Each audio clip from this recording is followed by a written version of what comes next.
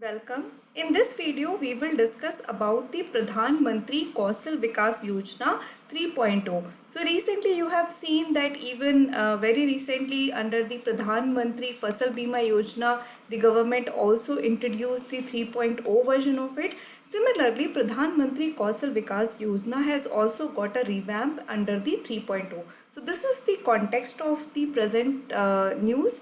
In this particular video, we will discuss about the salient feature of the Pradhan Mantri Kaushal Vikas Yojana, and we will also try to discuss what is the major things which has been introduced in the 3.0. So let's start. So Skill India mission was launched by the government in 2015, under which the flagship scheme Pradhan Mantri Kaushal Vikas Yojana is run. So basically your Pradhan Mantri Kaushal Vikas Yojana is part of your Skill India mission, which you must know is very important. So very often you would have heard about this fact that India needs to reap what is known as the demographic dividend. Now what is demographic dividend? It is that we have a population, a major chunk of the population in India is in the working age. So that is why just because of the demography itself we will have a dividend, because we have young workers, they will be more productive for the economy, and that is why just by the sheer demography we are going to gain dividend, and that is what is known as your demographic dividend.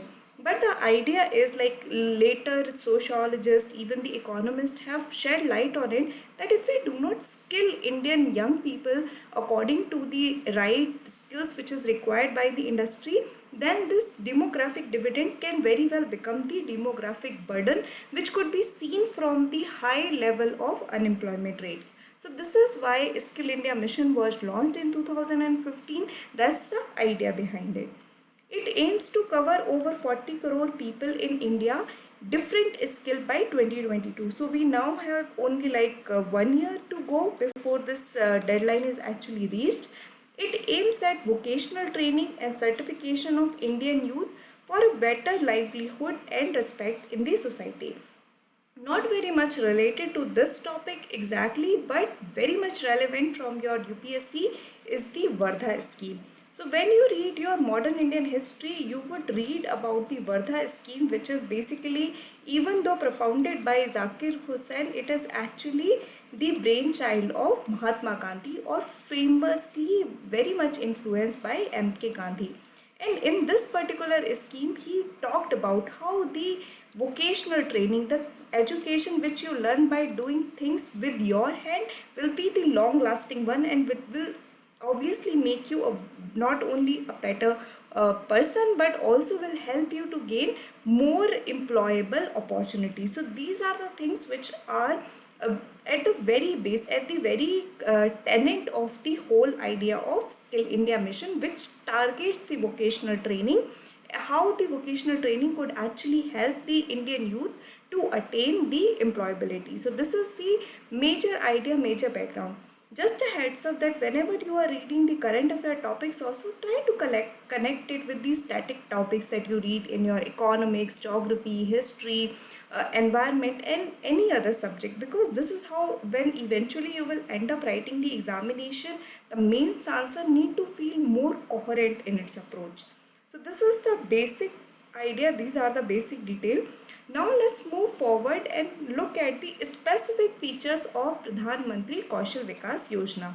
So under this scheme, training and assessment fees are completely paid by the government. So which means that the people who cannot afford the training can also be skilled under the Pradhan Mantri Kaushal Vikas Yojana. So this is the very important point, that at times what happen, even if the people have all the desire to get skilled, they just cannot afford the prices of training. So in that case, this particular scheme become very important, because over here the training and assessment fees will be completely paid by the government. Then the skill training would be done based on the National Skill Qualification Framework and industry-led standards. So there is NSQF, basically a framework, so that we could look out for some kind of standardization. Otherwise, how will you actually read? Like, if there is no standardization in the process, how will any industry will take consideration for a certificate if there is no standardization? The skill development or the certification which a person get, it hold no credibility because the standardization is not there. So in order to tackle the problem, there is a national skill qualification framework which sets the standard, and accordingly the skills is provided to the youth. In line with the scheme objective, the scheme is applicable to any candidate of Indian nationality. So these are the eligible beneficiary who can actually get the benefit under the scheme. So an unemployment youth, college or school dropout. So this is the one condition, that he has to be an unemployed youth. So the people who have already been employed are not eligible for this scheme.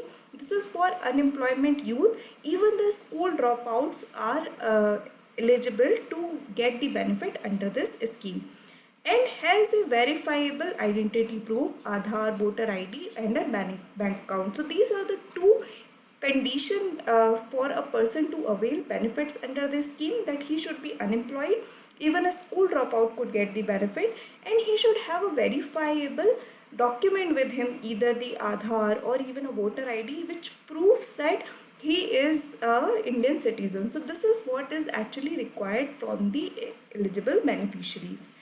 The scheme would be implemented through National Skill Development Corporation, which is under the Ministry of Skill Development and Entrepreneurship. So this is the implementing agency which will go ahead and monitor the progress, implement, provide policy guideline to the Pradhan Mantri Kaushal Vikas Yojana.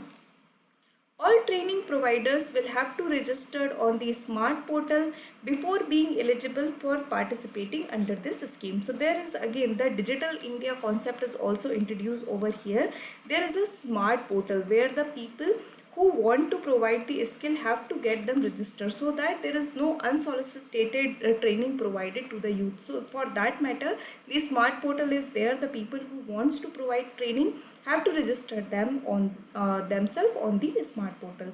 So these are the very salient features, very important features. So if you are any time in UPSC from time to time has asked about the very basic tenet, that who are the eligible beneficiary, what are its major objective, and at times it also venture into the territory which are not very, like you cannot get it in the first read. So in that regard, these features are important. Now let's just quickly see what are the features which are introduced in 3.0, which is the one which is recently annoyed. So implementation, what is going to be the implementation mechanism? So it will be implemented in more decentralized structure. So earlier version 1.0 and 2.0, the autonomy towards the state has increased, but now 3.0 will be more decentralized in its approach, with greater responsibility and supports from your union territories, states as well as the district. District skill committees under the guidance of state skill development missions shall play a key role in addressing the skill gap and accessing the demand at the district level. So this is what actually has been understood, that we cannot go with the top to bottom approach anymore, because this is not the very implementation friendly. We have to come up with the bottom approach where the grassroots level is what is actually engaged. So this is what envisioned in the Pradhan Mantri Kaushal Vikas Yojana 3.2 recently unveiled. What are the various features? So let's just quickly go through them also. It envisions training of 8 lakh candidates. So it's going to train at least 8 lakh candidates over a period of 2020 to 2021. So basically in a year it is going to train 8 lakh candidates.